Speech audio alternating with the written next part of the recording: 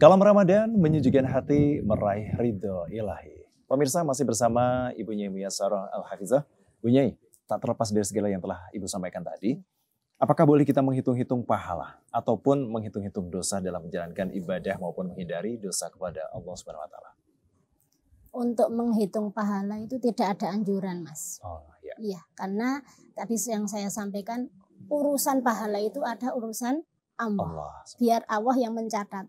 Allah sudah memerintahkan kepada malaikat raqib dan atid. Ya. Lebih baiknya itu kita sekedar membuat untuk memotivasi saja. Bagaimana saya itu ibadah seperti ini, lipatannya seperti ini. Jadi kita bisa lebih semangat, bisa lebih memotivasi aja. Terus ketika kita mendapatkan hal yang bisa kita raih sesuai dengan apa yang kita harapkan pahala, itu kita cukup bersyukur saja. Nggak usah dihitung lah. Ya tadi yang hitung siapa? Allah. Kita cukup bersyukur saja. Beda dengan dosa.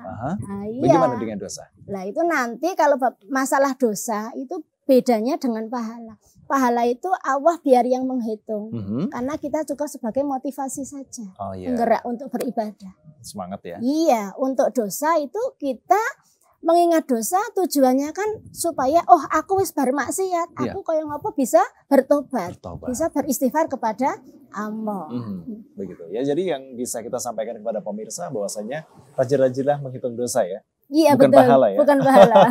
Agar kita bertobat. Iya, wong kadang amal kita kan juga belum tahu diterima enggaknya, Mas. Tadi di ngendikake dari 10 sampai 70, 700, 1000 itu kan sesuai dengan keikhlasan kita. Oh, begitu. Iya, nek sing rapatane ikhlas ki nek ya 10 mah.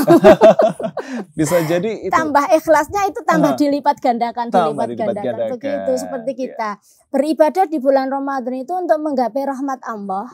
Itu kan kita beribadahnya dengan sungguh-sungguh karena Allah. Juga tidak cukup dengan itu, Mas Dimas.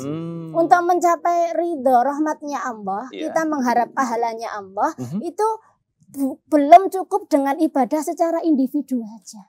Seperti kita sholat, puasa, deres, itu belum cukup. Kita harus mengingat bahwasanya ada hablum minallah dan hablum minanas. Kita beribadah kepada Allah, tapi kita juga mengingat kepada sesama kita. Ada yang kelaparan, belum bisa berbuka. Ada anak yatim yang perlu kita santuni. Itu kita harus bisa seiring sejalan dengan ibadah hablum minallah, hablum minannasnya. Itu kita niatan untuk mencapai pahala. Nah, di situ. Kadang belum sampai di situ. Nah, kembali pada yang menghitung dosa. Menghitung dosa? Iya, menghitung dosa ini malah dianjurkan. Seperti sahabat Umar bin Khattab pun berkata, hasibu anfusakum qabla an tuhasibu. Hitung-hitunglah awakmu, hisablah awakmu sebelum engkau dihisab oleh Allah. Jadi untuk menghitung dosa itu memang dianjurkan. Berbeda dengan menghitung pahala. Itu kita mulai dari pagi, apapun yang kita lakukan kan kadang burung kroso. Nah begitu kita menjelang malam, habis isya itu kita duduk, didhawuhi berpikir, mengingat.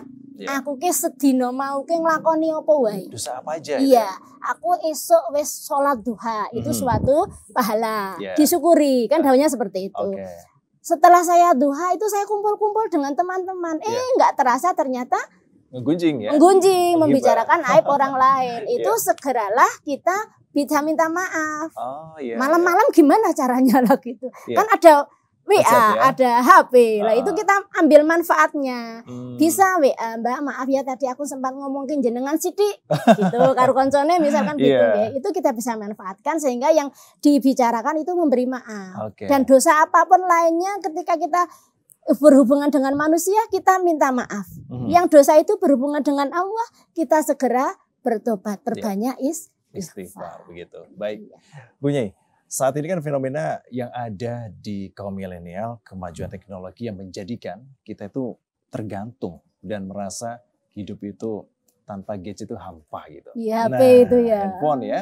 Ada yang kehilangan bingung, ada yang nggak bawa charger juga bingung ya. Gadgetnya mati juga udah kelabakan. Seolah-olah hidup ini tanpa gadget, waduh sudah nggak bisa dipertaruhkan lagi. Nah, sebenarnya bagaimana menurut Ibu Nyai agar kita dapat memanfaatkan gadget untuk beribadah kepada Allah, terutama di bulan Ramadan ini? Iya, kita ambil manfaatnya aja. bagaimana kita menggunakan HP, handphone itu untuk hal-hal yang bermanfaat. Misalkan kita sering-sering upload apa-apa, ya itu kita alihkan aja, uploadnya sesuatu yang bermanfaat, misalkan tentang hadis-hadis Nabi, atau tentang pengajian-pengajian, fadilah-fadilah, itu kan mungkin bagi yang melihat story kita itu akan lebih adem ya? Adem dan lebih besar manfaatnya. Di situ, jadi kita harus pandai-pandai mengambil manfaatnya dan menghindari yang menjadi madharatnya. Begitu ya. Oke, baik, terima kasih Bu Nyai dan Pak pemirsa. Semakin menarik perbincangan kita kali ini bersama Ibu Nyai Muyassarah Al-Hafidhah. Dan untuk Anda yang ingin tahu lebih lanjut, jangan kemana-mana, tetap di Kalam Ramadan. Menyejukkan hati, meraih ridho ilahi.